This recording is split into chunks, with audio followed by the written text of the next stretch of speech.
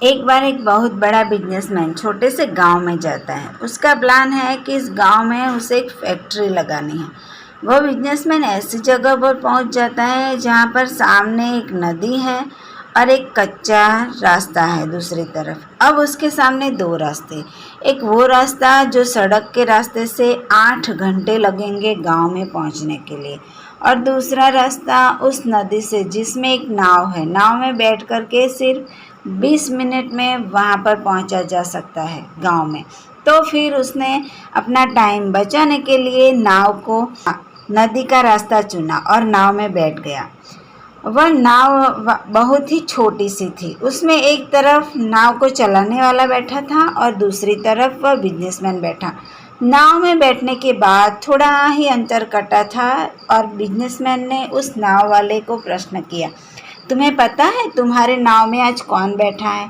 तो नाव वाले ने बड़े ही भोलेपन से कहा, नहीं साहब, मैं नहीं जानता आप कौन हैं। तब बिजनेसमैन बोलता है, तुम अखबार नहीं पढ़ते हो क्या? हर दूसरे तीसरे दिन मेरी तस्वीर अखबार में छपती रहती है। फिर नाव वाला आदमी बोला, अरे साहब, मुझे कहाँ पढ़ना लिखना आता है कि मैं अखबार पढ़ूंगा।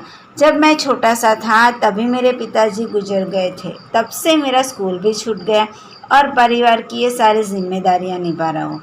यह सब सुन के बिजनेसमैन ने उस नाव वाले का मजाक उड़ाने के लिए कहा, तुझे पढ़ना लिखना तक नहीं आता है, ऐसी ज़िंदगी का क्या फ़ायदा?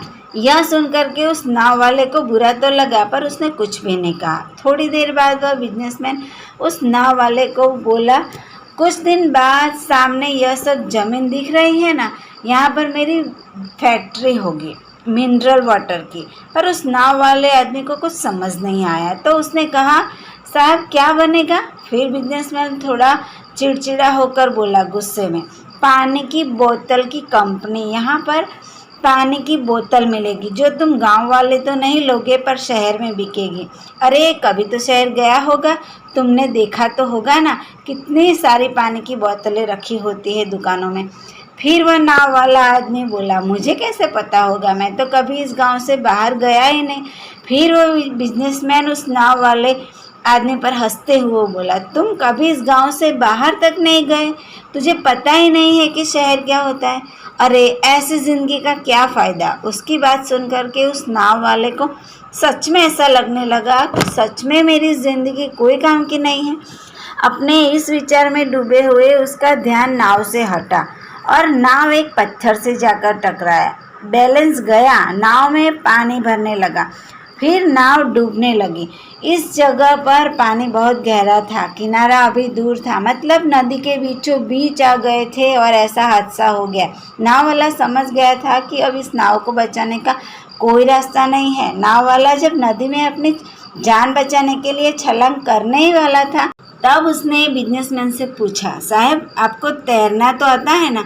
बिजनेसमैन घबरा करके बोला, ऐसा क्यों पूछ रहे हो, मुझे तैरना नहीं आता है।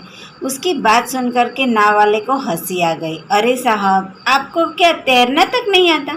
ऐसी ज़िंदगी का क्या फ़ायदा? यह सुन करके उस बिजनेसमैन को अपनी गलती का एहसास हुआ। हाथ जोड़ करके उस नाव वाले को कहने लगा, मुझसे गलती हो गई, मैंने अनजाने में ही तुम्हारा दिल दुखा दिया।